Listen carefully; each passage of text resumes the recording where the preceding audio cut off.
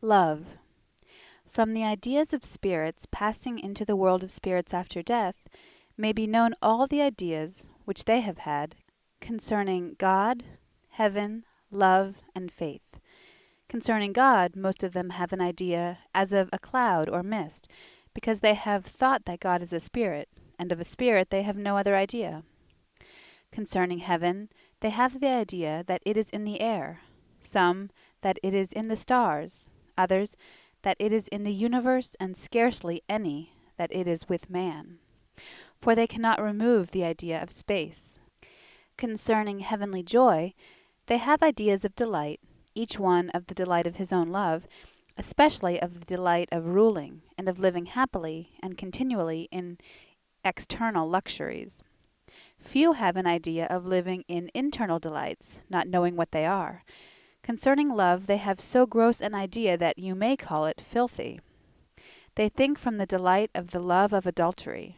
Some have no idea of love, because they have not known what love is. And so concerning mutual love, some have an idea of external friendship. In a word, all their ideas of love partake of the idea of lasciviousness. Concerning faith, they have no other idea than as of the received faith, the quality of which has been spoken of above. This is no idea of genuine faith, since it is an idea of faith separated from charity, and what this is unknown. When the angelic idea concerning God, heaven, love, and faith flows in, if it is not perceived, it becomes in their minds like an obscure darkness, for the light of heaven does not enter in. Such, from faith alone, is the world at this day. For when that faith enters in and is received, then nothing of truth is loved. They say, "In this faith I know the truths of our church in one complex." After death, man comes into the world of spirits, which is intermediate between heaven and hell, and there he changes his societies, and is thus prepared either for heaven or for hell. This change appears like a transference from one place to another, and also like a journey. He goes to various quarters, now ascending to higher regions, now descending to lower, and yet it is perceived that these journeys are only changes of state. This has been the case with me when I have been in the spirit. And at last, when the man has been prepared, then that love leads him, which is the head of his other loves. And he then turns his face to the society where his ruling love is, and thither he betakes himself as to his own home. The knowledges of truth are inscribed on the affection or love, so that it is the affection that produces them, as though they had been known to it. Affection sees those things which are consonant and concordant with itself, for some have the faculty of confirming. Wherefore, if the affection is good, and it becomes good by means of life, it straightway has inscribed on it the knowledges which serve it, and when it hears and sees them, then from things in itself which are similar and analogous, it discerns them, and this therefore is of the love. But he who is in faith alone, and in the love of self and the world, cannot be affected by other things than those which agree with his love. These are inscribed on his love.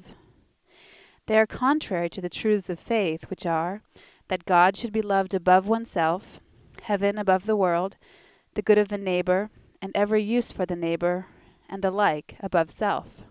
The truths of faith are then cast out, which is also actually the case after death, and those things remain which are of the love, or which are of the will. All who are in the love of ruling for the sake of self, and not for the sake of uses, retain that love after death, and wheresoever they come, they wish to rule. This love rushes on as its bonds are relaxed. It spurns everything divine, unless this afford it the means of ruling, in which case, so long as it serves as a means, it loves it. But when it does not serve as a means, it not only rejects it, but also holds it in hatred. The reason is because this love is opposite to heavenly love. They are not admitted into heaven, and if, like hypocrites, they insinuate themselves into heaven, they fill the whole neighborhood with an idea and image of themselves, and this even when they speak of God. This love turns aside the ideas of the angels, which are directed away from themselves and towards God. therefore they are driven away. This has been shown. For the most part they are corporeal, because immersed in the proprium, and not elevated above it. Such spirits are taken to the boundaries of the world of spirits of our earth, where there appears a lake, smoking with fire, and first the spirit is rolled in the dust, and let into his life in the world, and thus he is cast into the lake. Let all who are in the world, and read these lines, know that the love of ruling for the sake of self, and not for the sake of uses, is diabolical love itself, and in it are all evils. Let them know this, and be on their guard. All evil loves are in that love and with it, even those of which the man had been wholly ignorant while in the world. I have examples in all abundance, showing that those who in external form appear to be moral and Christian men, but interiorly in themselves have thought of nothing else but themselves and the world, after death are consociated with devils. There was one whom I saw during a long period of time who was so haughty in his disposition that hardly anyone could be more haughty, and yet in the world he could talk with theologians and speak morally with other men, and he feigned justice and equity more than anyone else.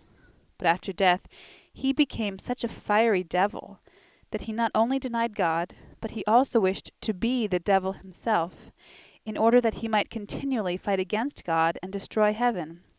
And he was inflamed with hostility against all who were in the acknowledgment of the Lord. He was punished frequently, but in vain. If I should mention his deeds of malice, cunning, and crimes, I would fill pages. In him I saw what the devil is, both in his own hell and with men. Such men do not acknowledge God, but believe all are gods, who are powerful, and they wish to become gods themselves and be worshipped. There was once some conversation respecting the love of ruling, to the effect that many believe that those who worship the Lord in the world, although they are his enemies, will be saved, and will rule over all in heaven. And it was said that a devil can be driven to worship the Lord, if only he be promised that he will be great, and still more, if he would thereby become the greatest. It was then permitted that they should take from hell one of the devils there, who was the most bitterly hostile to the Lord, and it was told him that he would be made the greatest by the Lord. He then put his whole mind to this object, and this to such a degree that he wished to lead all men to the Lord, and to drive them by threats, saying the Lord alone should be honored and worshipped, and repeating it with earnestness and persuasion, but in his mind he cherished the thought that he would become the Lord's vicar. When, however, he saw that he had been deluded, he began to detest the Lord, and became as before his most bitter enemy. But he was cast into hell. In a word, the delight of commanding exceeds every delight of the body. Concerning the two rules or dominions, one from the love of self, and the other from the love towards the neighbor, see in the work on heaven and hell, in the doctrine of the New Jerusalem, and in the little work on the earths in the universe, all of which works may be adduced. With those who are in the love of commanding, the interiors appear black, and this because they are closed against the influx of heaven, but their inferiors appear as it were misty, because they are opened to the hells. It is said that with those who are in the love of ruling, the superiors, thus the interiors, can never be opened towards heaven. There were seen men who belonged to the nobility of various nations. They had cordons lying over their breasts, suspended from the shoulders, and also diadems. A number of them were seen, and being inspected by angels, it was observed that they were continually directing their looks to themselves, and were thinking about their own superior eminence and excellence, and desiring that all men should turn their eyes to them. And because they believed that they were more worthy of being set over others than other men, therefore offices were given them. But when they were making conclusions with respect to subjects that concerned the common welfare, it was then perceived that they had no affection for the community, nor for uses. Thus they were unable from judgment to discern good from evil, or truth thence from falsity, but could only speak in a high-sounding manner from the memory. And because they were of such a character, they were cast out of their offices, and it was allowed them to wander about and get offices for themselves. But wherever they came, they were told by the spirits there that they were thinking only of themselves and not of them, thus that they had no thought except what was from the sensual corporeal. Therefore they were nowhere received. They did this for some time. Afterwards I saw some of them reduced to extremities and seeking alms. Thus is the love of ruling brought low.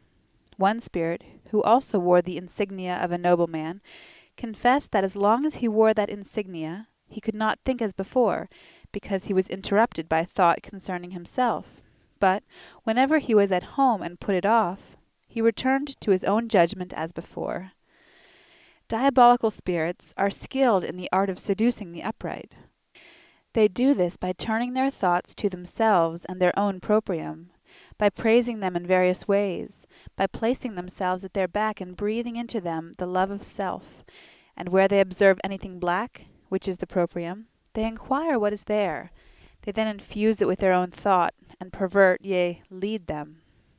Some look into the forehead and act in like manner. Others proceed in a different way. Wherever blackness appears, there is the love of ruling, because this blackness is the proprium. Love, which is of the man's will, corresponds to flame, and faith, which is of the thought from the understanding, corresponds to light. This is derived from the Lord's influx, from love and wisdom, or from the Son of heaven. From this Son proceed divine love and divine wisdom, love into the will, and wisdom into the understanding. But only so much of intelligence is received as there is of love, just as is the case with light from flame. They who worship the Lord from love worship him from all the truths of faith. Therefore, the more the truths, the fuller and more acceptable is the worship. The reason is because love excites all the things which have entered from love into the understanding. When the man is in worship, only those things appear before him which he then speaks or prays, but all the rest are in vain and not in their series. When love produces truths, then these latter are disposed by the Lord into the form of heaven, and the man then adores the Lord as it were from heaven. This has been made known to me from experience in the spiritual world. When I see anyone, all those things come up which I know and have heard about him. The angels see these in their series, and so forth. Hence, it is evident of what quality is the worship of the Lord by those who, from love to him, are in genuine truths. For the sake of instruction, it sometimes happens that one spirit is allowed to change the affections in another, even into contrary affections, and according to the changes of his affections, his face is changed, so that it becomes wholly unrecognizable. There is also induced a monstrous form of face, and also blackness, according to the affections. Moreover, the body also is changed, becoming taller or shorter, taller from haughtiness and pride, and shorter from humility and the disparagement of self. It thence became evident that affection or love makes the man, from head to foot. A like change takes place when a spirit is carried transversely through various societies, which was also seen, so that at length he is not recognized. Hence it is evident that he is altogether such as his love is. It was also shown that faith, which is of the thought, joined to corporeal love, and which also is various, makes man to be deformed according to that kind of love. And therefore, in order that faith may be faith, it must be conjoined to spiritual affection. The quality of the delight of the love of commanding was perceived, namely, that the sweetness within it is ineffable. From this sweetness man believes that it is heaven, and heavenly joy, when yet it is hell. This delight is also turned into what is direful. It is similar with the love of doing evil, the love of hatred and revenge, the love of theft, and also the love of adultery and their delights. Man does not know that when, by means of reformation by the Lord, these delights recede, then for the first time the delights of heaven enter in, which delights infinitely surpass the former. Nor does he know that the delights of those evils are then undelightful and stinging. Before reformation, he does not know that such is their quality. I saw many who had lived in this and former centuries, some of them military officers of higher and lower rank, and others civil functionaries, all of whom, under the favoring influence of fortune, had contracted such a delight of commanding that they aspired to dominion over all things. Their delight was perceived as being to them like heaven. Moreover, they were gifted above others with talent and natural light in regard to civil affairs. After their decease, they had at first spoken about God, but after a short time they not only denied God and acknowledged nature, but at last they became like fools, sitting in dark shade, and in this way they led a miserable life. The reason is because the love of commanding is opposite to heavenly love.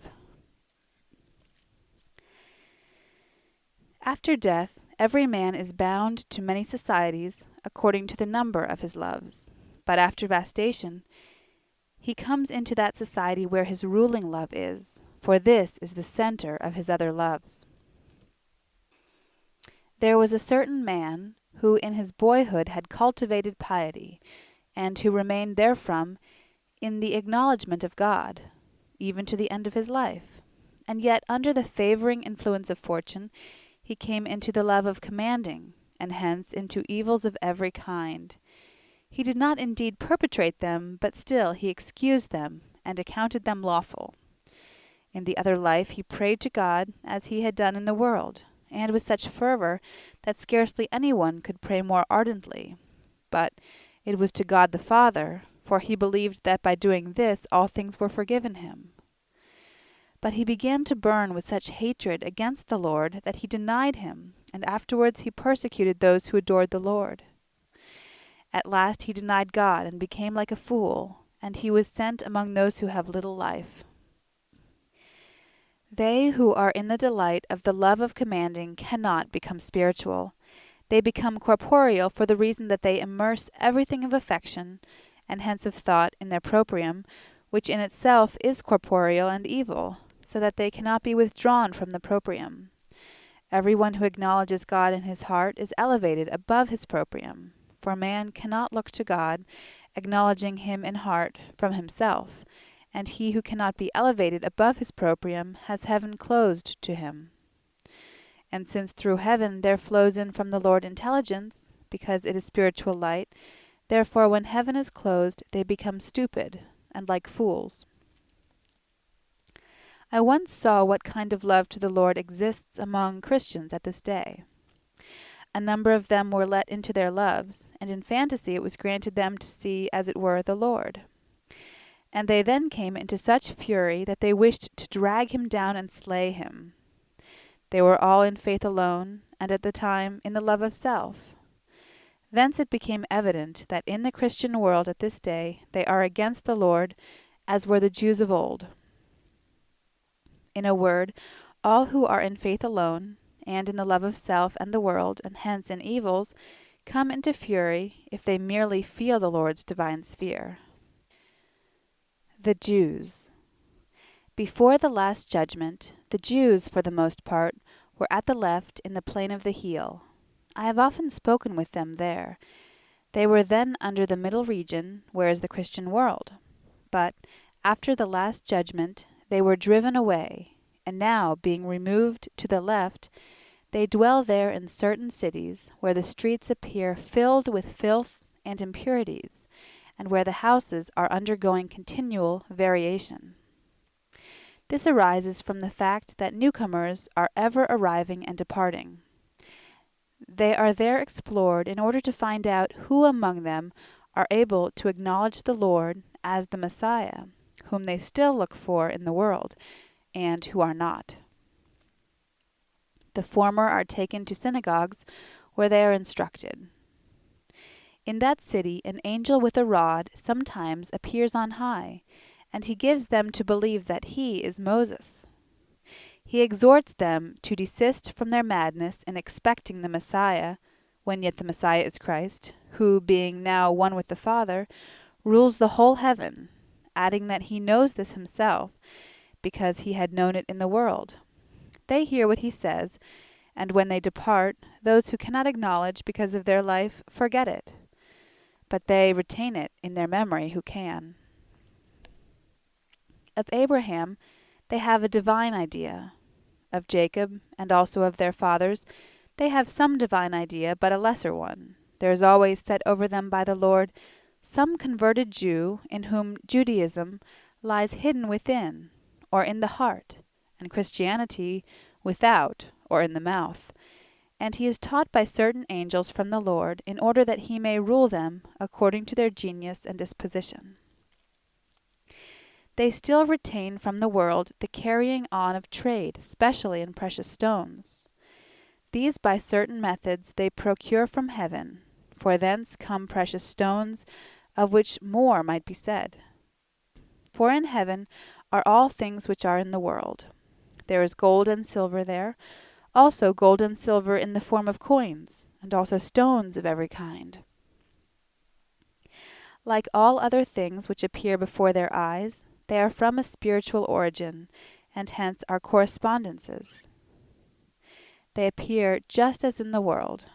Divine truths are their origin, and therefore, with those angels who are in truths, the decorations in the houses are resplendent with gold and silver and diamonds.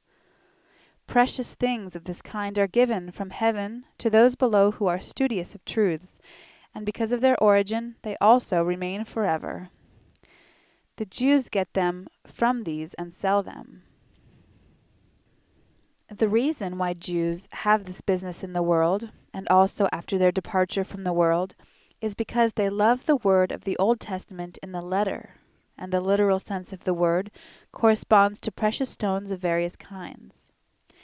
It is this sense that is meant by the 12 stones in Aaron's ephod, which were the Urim and Thummim, by the precious stones in Tyre, concerning which in Ezekiel, and by the precious stones with which the foundations of the wall of the New Jerusalem were adorned.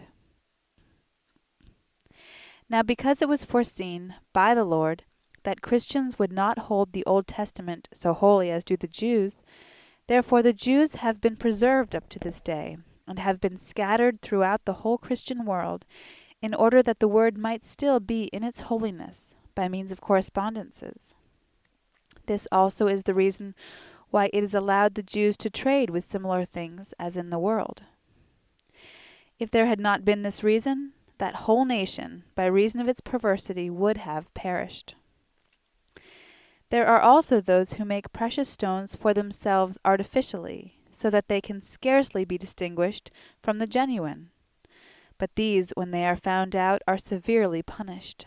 They are put into a prison, where they suffer harsh things and are cast into hells. The Jews have no other delights than to acquire gain. Of interior delights they have no knowledge. Most of them are external men.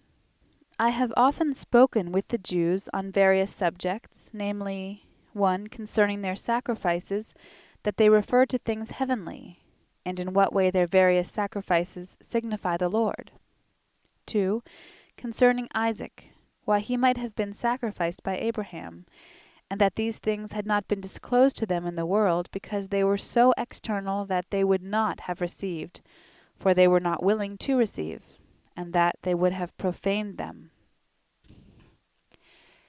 3. Concerning the things which are contained in the 53rd chapter of Isaiah. At this they became altogether silent, for the chapter was explained, so that they could make no answer. They were afraid lest it should be read again, for they were not willing to be convinced. 4. Concerning eternal life, that it consists in the unanimity of all, and in joy therefrom, and that as for them they are at enmity with each other, and thus cannot have the felicity of heaven. They answered that they look for the Messiah who will unite them.